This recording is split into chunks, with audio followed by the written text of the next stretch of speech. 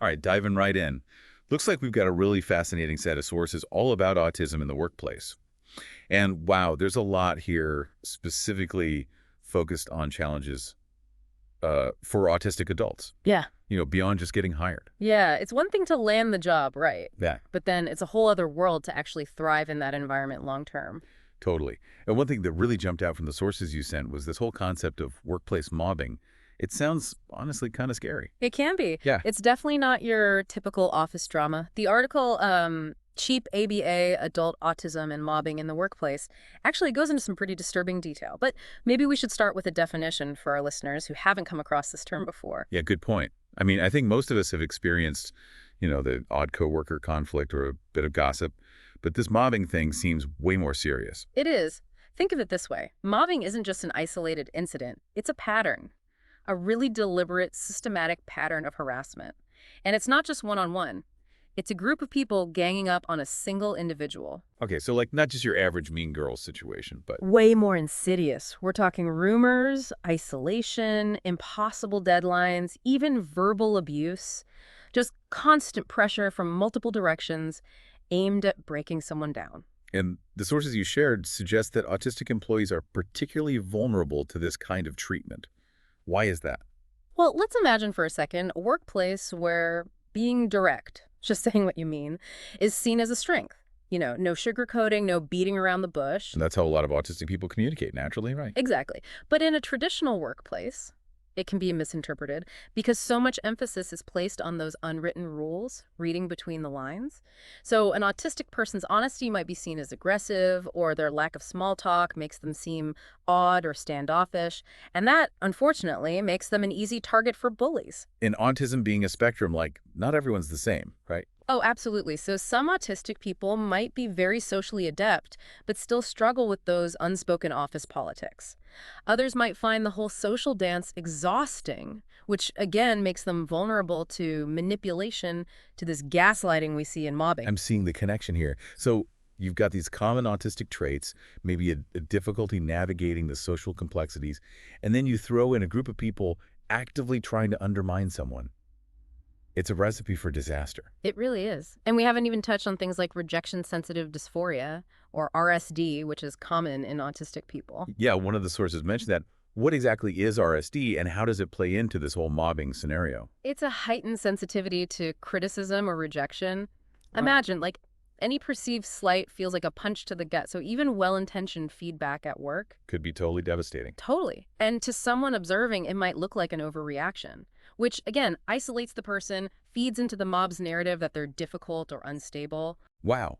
So even just a normal part of working, getting feedback, could be twisted into something harmful. Right. And then layer on top of that, gaslighting, where the abusers are deliberately trying to make the victim doubt their own reality. So it's not just that the autistic person is misinterpreting things, but they're being actively manipulated. Exactly. Being told they're imagining things, that they're too sensitive, that it's all in their head, especially when you might already be struggling with social cues, it can be hard to discern what's real and what's not. It's cited being set up to fail Hmm.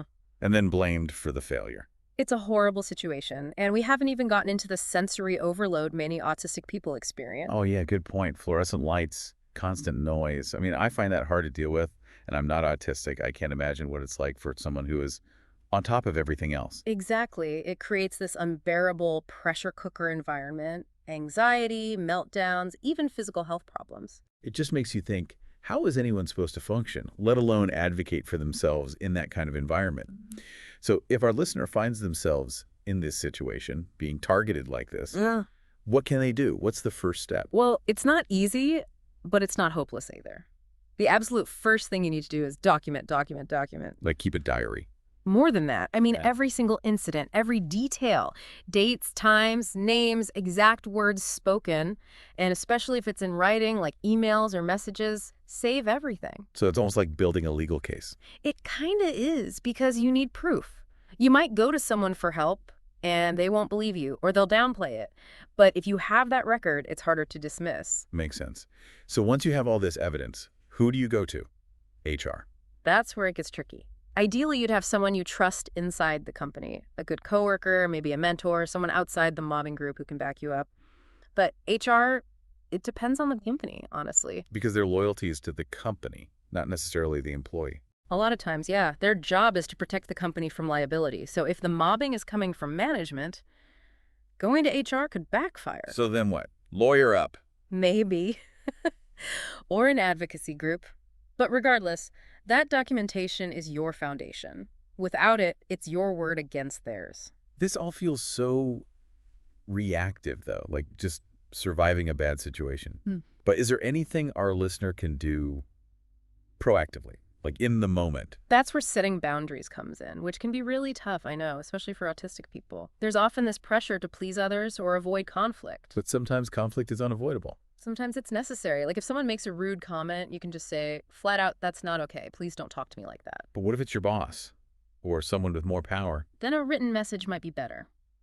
Email, so there's a record. State the behavior and that you expect it to stop. And it's important to know your rights, too. In the U.S., there's the ADA, Americans with Disabilities Act. That protects people with disabilities from discrimination. But does it cover, like, the social stuff? Sometimes. Like, if the mobbing is directly tied to your autism, it gets complicated legally. So talking to an employment lawyer, one who knows disability law, that can be helpful. But even beyond legal stuff, gotta zoom out a bit. You mean this is bigger than just one person's problem? Way bigger. We've been talking about how the victim can cope. But the real issue is these workplaces allow mobbing to happen in the first place. So it's not about teaching someone to swim in a shark tank. It's about getting rid of the sharks. Exactly. It's on the employers to create a safe environment. And that takes more than just saying, don't be a bully. So what would a truly inclusive workplace look like for autistic people specifically? I mean, practically speaking. Well, first off, education. And I don't mean just a 1-hour diversity training. I mean real deep understanding of what neurodiversity means. Because a lot of those negative traits, they're actually strengths. Yeah. Right, just in the wrong context. Exactly. Like someone's directness, that can be invaluable for clear communication, or neat routine, that can mean amazing attention to detail. But employers got to be trained to see it that way. So it's about shifting the whole perspective. But training alone doesn't stop a bully. You're right. You need strong policies, too. Zero tolerance for harassment. And a clear, safe way to report it without fear of retaliation. Because if you report your boss and then you get fired, that doesn't help anyone. Exactly. It's got to be a culture where people feel safe to speak up and to be themselves, to express their needs. This feels like a huge shift in how most workplaces operate now. It is a shift, but it's about valuing everyone, recognizing that autistic people have just as much to contribute. It's not about charity, it's good business. Right. Happier employees, better work. That's something everyone can agree on. And here's a powerful idea often overlooked. Involve autistic people in this process. Ask them what they need. Instead of assuming we know better. Exactly. What barriers do they face? What support works? How can the workplace be structured to help them thrive? And then actually listen to the answers. But while these big systemic changes are happening, what about our listener right now? What can they do, even if they're not the boss? That's a great question because it really highlights this idea that allyship, it's not just for, CEOs and politicians. It's for all of us. So, on a personal level, what can our listener do if they see this happening, even if it's not happening to them? Well, first and foremost, educate yourself. Yeah. Learn about autism, about neurodiversity, because a lot of times those bad behaviors, they're just coming from a place of misunderstanding. So reading books, listening to autistic people share their experiences. Exactly. Challenge your own assumptions. And once you kind of have that foundation, then you can start speaking up. Wow. If you see someone being mistreated, don't just stand there. I think a lot of people are afraid to get involved. Not my problem. Yeah. It's understandable. But even just saying something like, hey, that's not cool, it can make a difference. It shows the bully they're not getting away with it. And it shows the victim that they're not alone. Little acts of courage. It's about more than just being nice. It's about actively creating a better environment. Exactly. And that can be small stuff too, like being patient if a coworker communicates differently, or advocating for accommodations if that would help someone. Right, because everyone's different. What works for one person might not work for another.